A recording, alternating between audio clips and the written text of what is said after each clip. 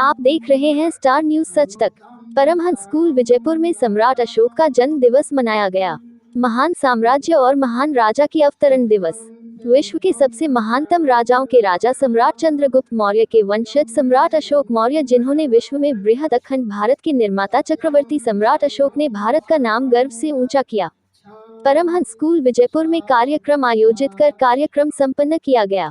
भारत को एक सूत्र बांधकर विश्व में सबसे महान साम्राज्य की स्थापना की, जिन्होंने अपने शासनकाल में पशु पक्षियों की हत्या पर पूर्णतया प्रतिबंध लगा दिया और उनके इलाज के लिए विश्व का पहला पशु अस्पताल चिकित्सालय का निर्माण कराया।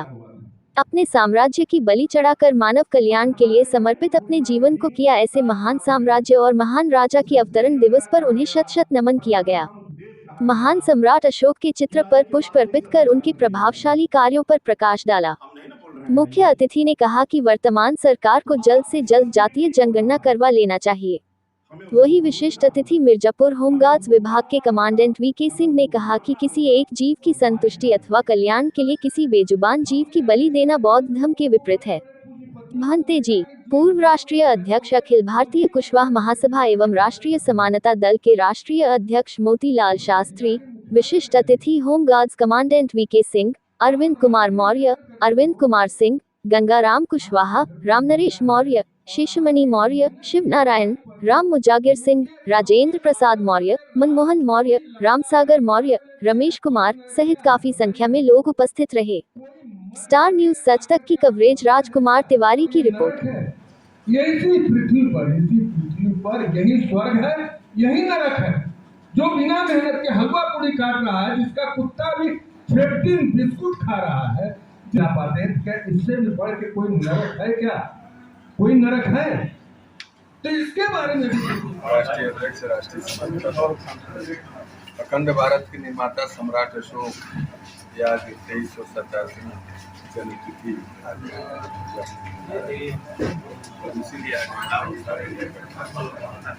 और खास तौर से यहाँ पर जो पिछड़े दलित वर्ग के लोग हैं वो भी आज यहाँ इकट्ठे हुए हैं और इसी से संबंधित अपने अधिकार और अपने सम्मान की मांग भी कर रहे हैं और हर हालत में सरकार को जातीय जनगणना करा करके भारत के कोष को उसी अनुसार वितरित करके सबको एक साथ आगे बढ़ाने की मांग करते हैं। सर, जाति जनगणना जो आप लोग कराना चाहते हैं, उसका मतलब ये समझा जाए कि आगे आने वाले चुनाव में आप लोग समीकरण बैठाएंगे? देखिए, समीकरण बैठाएंगे और हम ये मांग करेंगे। हम चाहते हैं कि अगला जो चुनाव हो वो इसी पर हो कि सरकार जातीय जनगणना कराएगी और पिछड़े दलितों के अधिकार और सम्मान को दिलाने का काम करेगी। उसी के साथ हम लोग सब लोग मिल करके उसकी सरकार। माननीय राष्ट्रीय समानता दल जो है लगभग 25 वर्षों से पार्टी बनी है, लेकिन समाज में उभर कर क्यों नहीं आ रही? देखिए, उभर करके उस समय इतना तगड़ा आई थी कि 8 महीने में भी मध्य प्रदेश में दो विधायक बनाया और उसके बाद उत्तर प्रदेश में चुनाव में भाजपा कांग्रेस से कई सीटों पर ज्यादा वोट लेकर के आई। ये कम थोड़ी है। लेकिन ये जो सत्ताधारी लोग हैं, इन्होंने समाज को तोड़ने के लिए, दल को तोड़ने के लिए तमाम उपक्रम किए। अब तमाम जहाँ पे आप खड़े हैं 96 विधानसभा में उपचुनाव होने जा रहा है, क्या यहाँ पर आपकी पार्टी प्रयास कर रहे हैं। यहाँ हम 2 दौरे हो चुके हैं। हम लोग 96 में अभी थोड़ी देर पहले आप जनसंख्या की बात कर रहे थे। पूरे भारतवर्ष में कितनी जनसंख्या है आप? देखिए, हम लोगों की जनसंख्या लगभग 11% के करीब। कितनी आबादी है? अभी आप बताएं कि आज के समय में 52% था। पूरे पिछड़े वर्ग, पूरी पिछड़ी जात की मैंने बताया। 1931 में जब 33 करोड़ देश की आबादी थी तो 52% पिछड़े वर्ग की उस समय आबादी थी।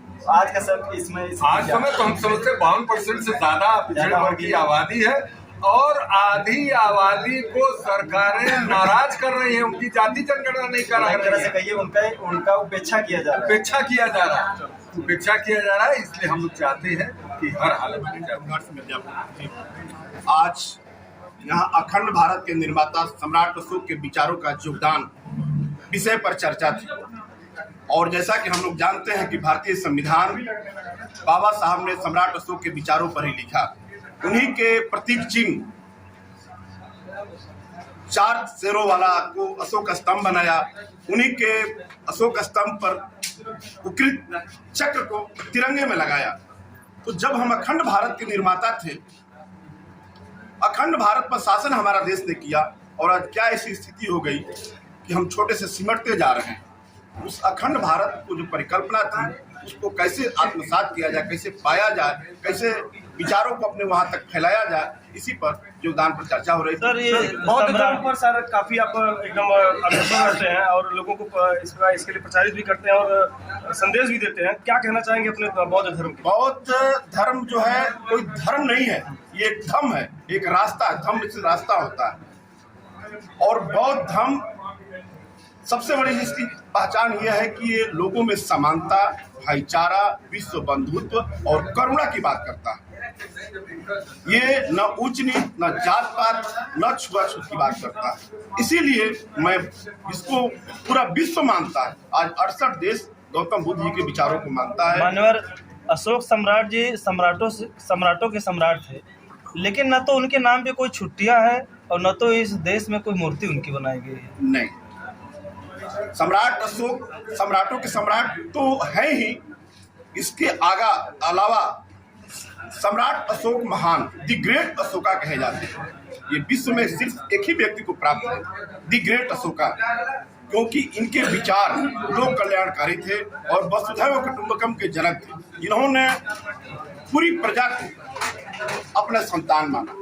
और जब अपनी प्रजा अपनी संतान हो जाएगी, कोई भी पिता अपने संतान के साथ भेदभाव नहीं कर सकता। सर, थोड़ी देर पहले जैसा कि आपने कहा कि विंध्याचल में लोग बलि देते हैं और ऐसे जीवों पर दया करना चाहिए, जीव का जो बलि दिया जाता है उसको रोकना चाहिए, तो क्या ऐसा हो सकता है कि मतलब किसी वहाँ पे किसी की आस्था है तो उससे किसी की आस्था को ठेस पहुँच सकती है? नहीं, मैं तो ये मानता हूँ कि किसी की भी बलि दे करके कोई आस्था नहीं हो सकता, किसी की जान लेकर के कोई पूजा नहीं हो सकती।